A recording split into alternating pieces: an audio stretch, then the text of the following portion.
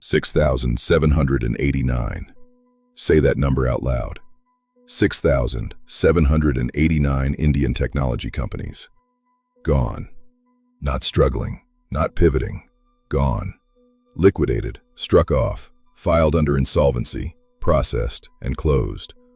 All of them in a single month. March 2026. Now here is the question nobody is asking loudly enough. How? How does an entire sector, an ecosystem that was being celebrated as the third largest startup ecosystem on the planet just 3 years ago, how does it collapse in 30 days? Was there a fraud? No. Was there a scandal? No. Did a foreign competitor destroy the market overnight? No. Did the founders suddenly forget how to build software? No. What happened was quieter than any of those things, and in many ways, far more dangerous. Because what destroyed 6,789 companies was not a crime. It was a coincidence. 3 separate decisions made by 3 separate arms of the Indian government, each one completely reasonable in isolation, each one well-intentioned, each one doing exactly what it was designed to do. And they all landed at the same place, at the same time, on the same people. This is the story of that coincidence, and why it was not as accidental as it looks. To understand March 2026, you have to go back 5 years. You have to go back to a moment when everything felt like it was going right. The year is 2021. India is climbing out of the wreckage of a global pandemic. Businesses are broken. Unemployment is high. Consumer spending has collapsed. The government needs the economy to move, and it needs it to move fast. So, the institution responsible for managing India's money supply, the Reserve Bank of India, does what central banks all over the world are doing at exactly the same moment. It makes money cheap. Now, before your eyes glaze over at the phrase, monetary policy, stay with me. Because this decision, made in a government building in Mumbai, is the first domino. And understanding it is not complicated. It just requires one analogy. Imagine the entire Indian economy is a car. The Reserve Bank of India is the driver, and the accelerator pedal is something called the repo rate. The repo rate is simply the interest rate at which the RBI lends money to commercial banks. When the RBI lowers that rate, banks can borrow from the RBI cheaply. When banks borrow cheaply, they lend cheaply to businesses. When businesses borrow cheaply, they hire people, build things, take risks. The car accelerates. In 2021, the RBI pushed that pedal to the floor. The repo rate fell to 4%, historically, shockingly low. The RBI called their position an accommodative stance, which is central bank language for, we want money to be as easy to find as water from a tap. The emergency borrowing rate was 4.25%. The rate banks earned parking money with the RBI was 3.35%. By every measure the system had, capital was essentially free, and into that environment, a generation of founders walked.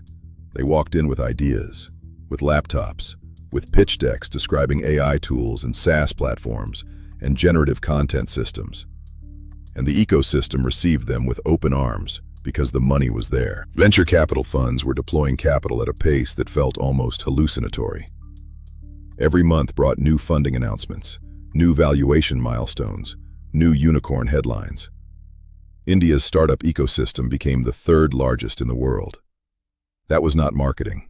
That was a measurable, documented fact. But underneath all of it, underneath every celebration and every headline, there was a structural vulnerability that almost nobody was talking about publicly. These companies were not profitable. Most of them were not close to profitable. They were surviving on a metric called the burn rate, which is simply the speed at which a startup spends its investor money before it starts generating enough revenue to cover its own costs. And in the cheap money years, a high burn rate felt acceptable. The logic was seductive and almost circular. Keep spending, keep growing, keep the investor confidence up, and eventually, the revenue will catch up to the spending. It is a logic that only works when one specific condition remains true. The money has to stay cheap, because here is what these founders were also doing in 2021 and 2022 and 2023. They were not just spending investor money. Many of them were borrowing.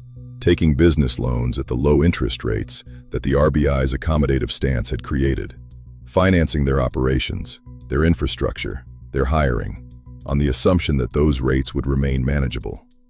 And why would they assume otherwise? Every signal in the environment said, this is the new normal. Cheap capital is the baseline. Build on it. They built on ice. And in 2024, without a single dramatic announcement, without a crisis or a crash, the temperature began to rise. The Reserve Bank of India has a legal mandate. It is not vague. It is not subject to interpretation. The RBI is required to keep consumer price index inflation at 4%, within a band of 2% on either side. By late 2024, inflation was being stubborn. It was not catastrophic. It was not hyperinflation. But it was persistent, and it was sitting above the comfort zone that the RBI's mandate defines. And so, the Monetary Policy Committee made the decision that every central bank eventually has to make. It started withdrawing accommodation. The repo rate began climbing, 4.40%, then higher. The RBI's stance shifted from accommodative to neutral. And that word, neutral, sounds benign. It is not. Neutral means the central bank is no longer pushing the accelerator. It is letting the car find its own speed. And the car's natural speed, without the RBI's hand on the pedal, is significantly slower than what startups had built their entire financial models around. The weighted average lending rate, which is the actual interest rate that a business pays on a real loan from a real bank, followed the repo rate upward with mechanical precision. And here is where the mathematics become personal. Take a startup that borrowed 10 crore rupees during the low-rate years. Every single percentage point increase in the lending rate adds 10 lakh rupees to their annual interest bill. 10 lakh rupees. Not from their profit, from their operating budget, from the same pot of money that was supposed to pay salaries and build product and keep the servers running. For a large corporation, 10 lakh rupees is a rounding error. For a pre-revenue startup burning through its last few crore of funding, it is the difference between making payroll this month and not making payroll this month. But even this, even the rate increase, was survivable in isolation. Companies adapt. Founders are resourceful. If the interest rate goes up, you cut costs, you accelerate your path to revenue, you go back to investors for a bridge round. It is painful, but the Indian startup ecosystem had navigated difficult periods before. The rate increase was not the killing blow. It was the first cut. And while founders were still absorbing that cut, the second one arrived. This one came from a ministry, and it began with a genuine problem. By 2025, artificial intelligence had matured to the point where synthetic media was becoming genuinely difficult to distinguish from real media. Deepfake videos of politicians, of business leaders, of ordinary people were circulating widely. AI-generated content was being used to spread misinformation at a scale that traditional fact-checking infrastructure could not keep pace with.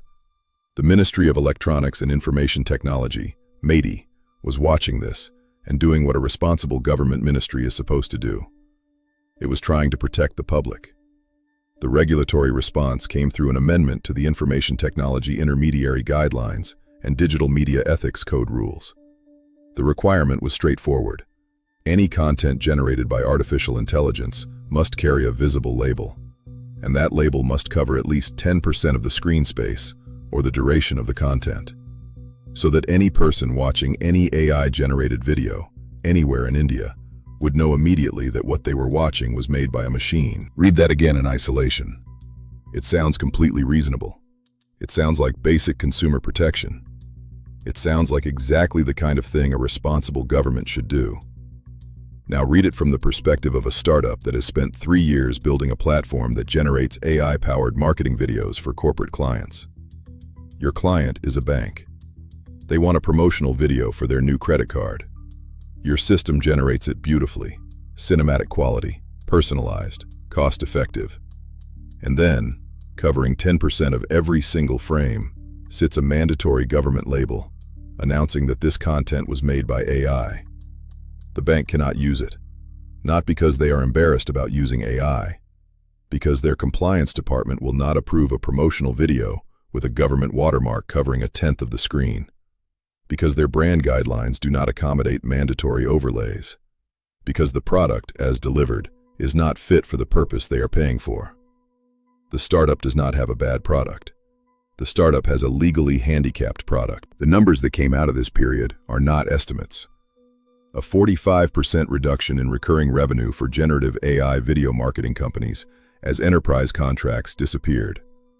A 60% drop in new export orders for AI-powered animation and VFX firms as global studios began rejecting Indian AI-generated content.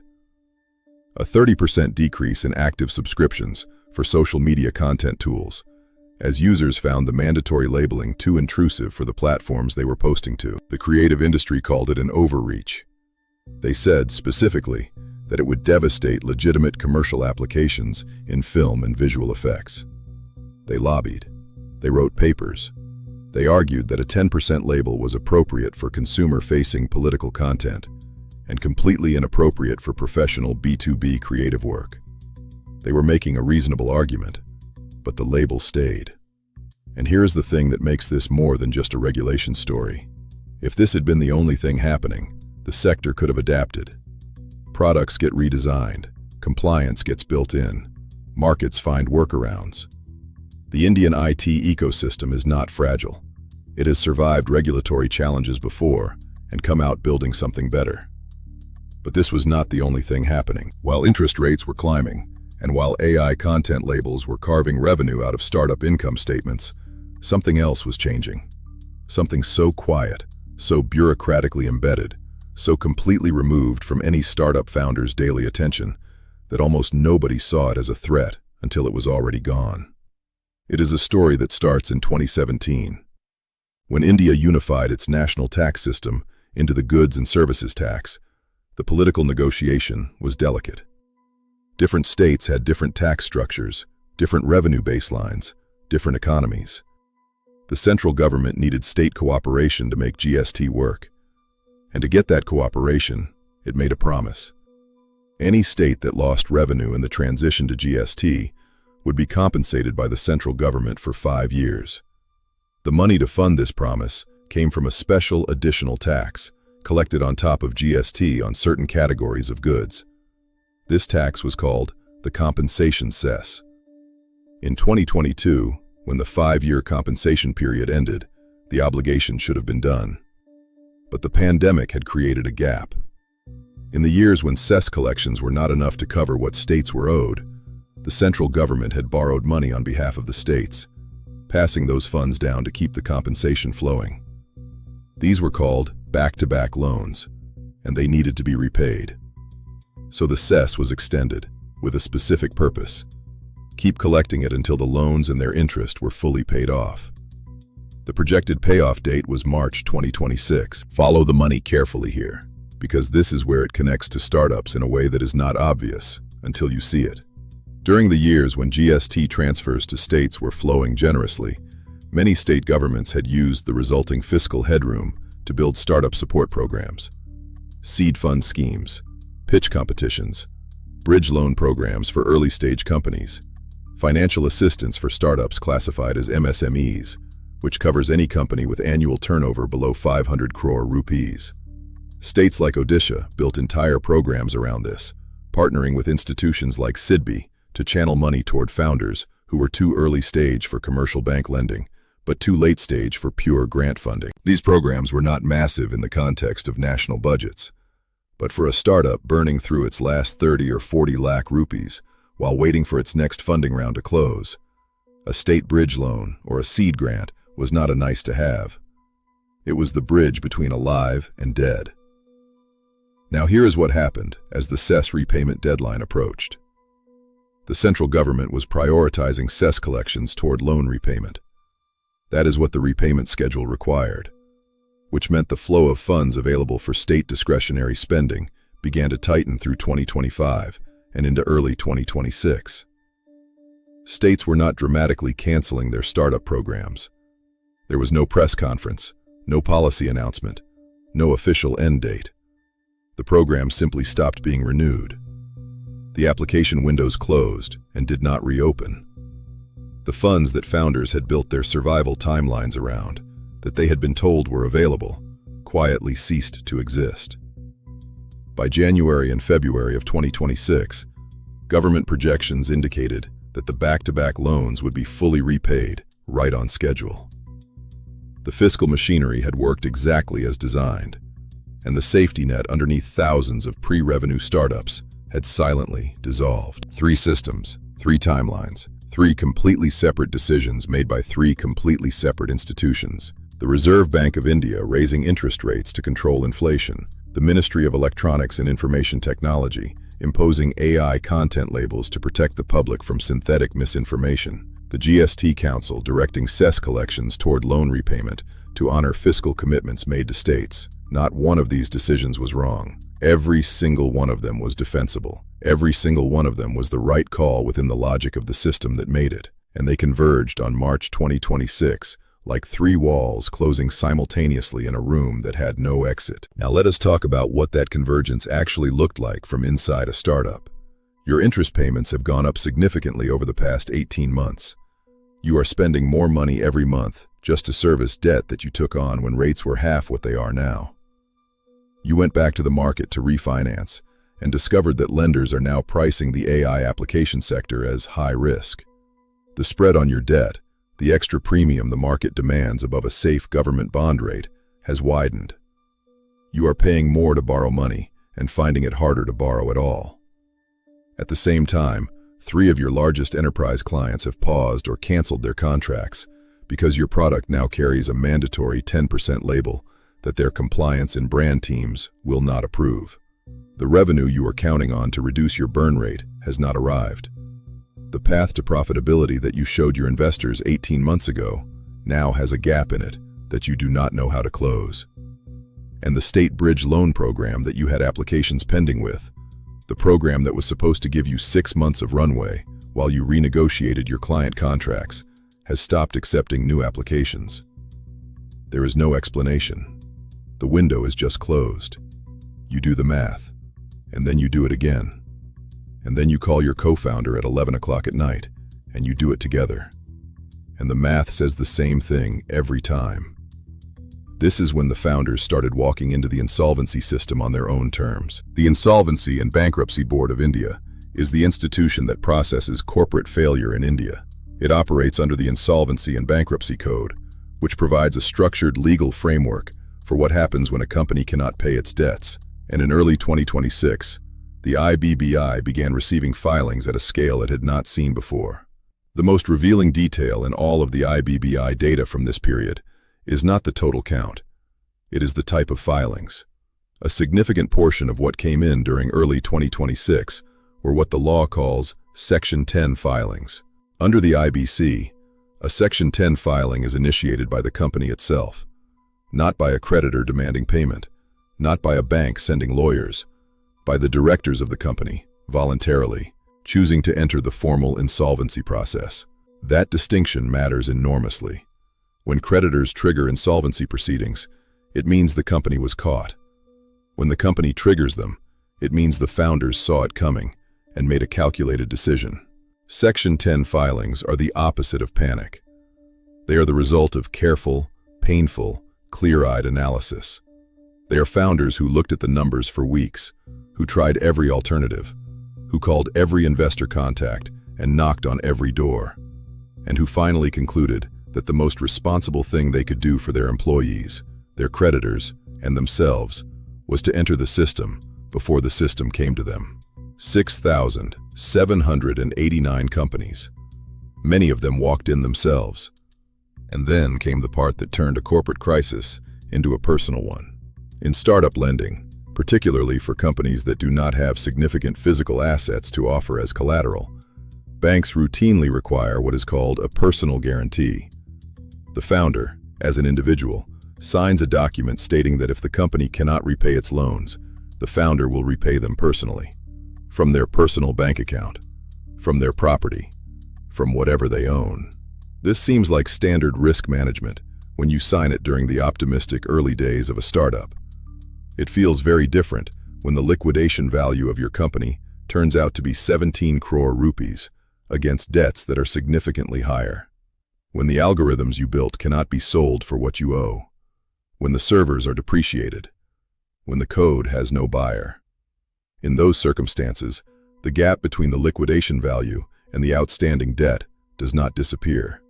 It transfers to the person who signed the guarantee. On March 6, 2026, the IBBI issued a circular specifically establishing monitoring processes for insolvency resolution proceedings against personal guarantors to corporate debtors.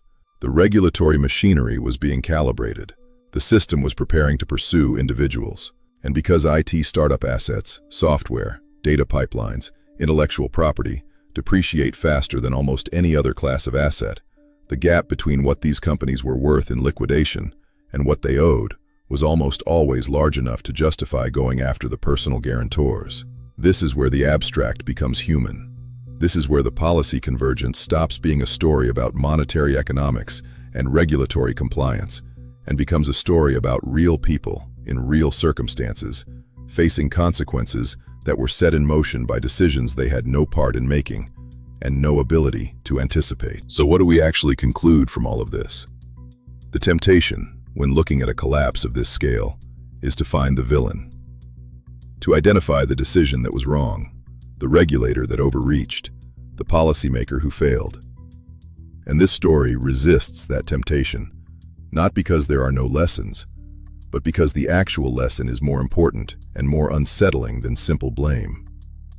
The Reserve Bank of India was right to raise rates. Inflation is not a theoretical problem. It is a real tax on real people. And a central bank that ignores its mandate because the startup sector is uncomfortable is a central bank that has stopped functioning. The Ministry of Electronics and Information Technology was right to regulate AI-generated content. Deepfakes are not a hypothetical threat. They are a documented, accelerating problem. And a government that ignores synthetic misinformation because it might inconvenience some software businesses is a government that has abdicated its responsibility to ordinary citizens. The GST Council was right to honor its repayment schedule. Fiscal commitments are the foundation of institutional credibility. A government that renegotiates its debt obligations whenever it is inconvenient to repay them is a government that cannot be trusted.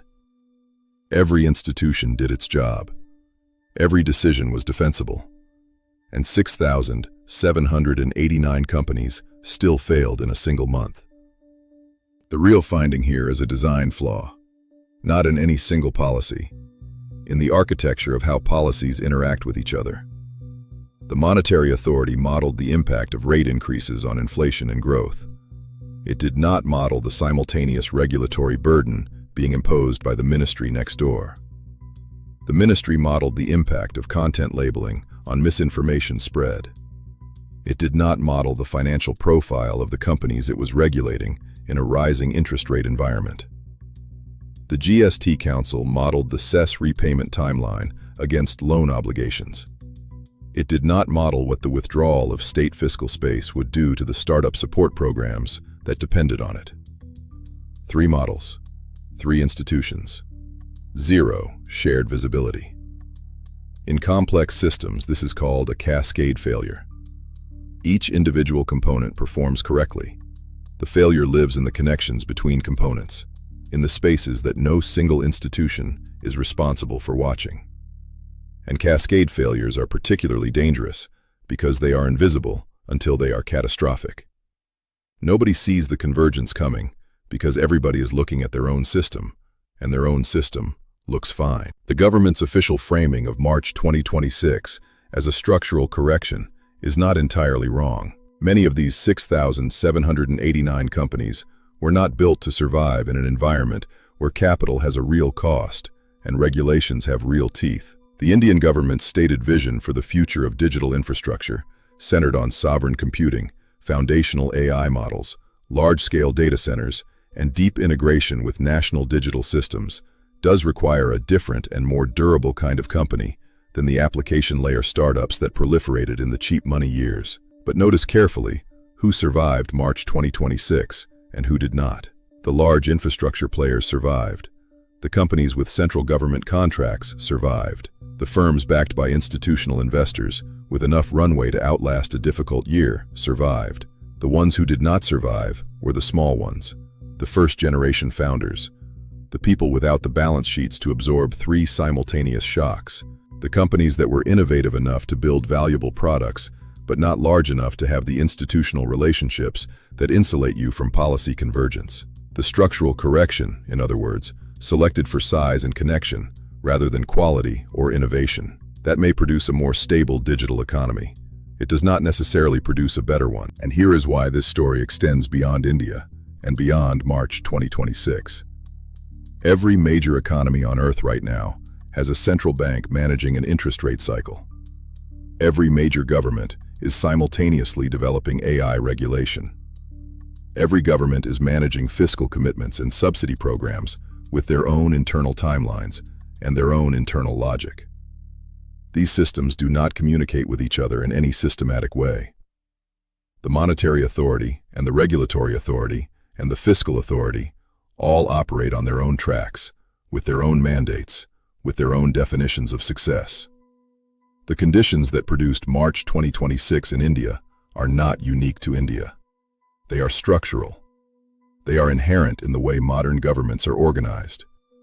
And that means the question is not whether a similar convergence will happen somewhere else. The question is where the walls are closing right now, in which country, in which sector, and whether anyone is watching the space between the systems closely enough to see it before it becomes a body count. 6,789. That number is in a registry. It is official. It is final. But it is also a warning. A very specific, very detailed, very well-documented warning about what happens when systems that should talk to each other do not. When the people who make decisions about money, and the people who make decisions about regulation, and the people who make decisions about fiscal support are all doing their jobs correctly, and nobody is doing the job of watching how those jobs interact. The next time you read about a central bank raising interest rates, I want you to ask, what is the regulatory ministry doing simultaneously? The next time you read about a new compliance mandate for a technology sector, I want you to ask, what is the cost of capital environment for the companies this mandate applies to? The next time you read about a government subsidy program being wound down on schedule, I want you to ask, what else is being wound down at the same time? Because the story of March 2026 is not really a story about 6,789 companies. It is a story about what happens when nobody asks those questions. And it will happen again, until someone does.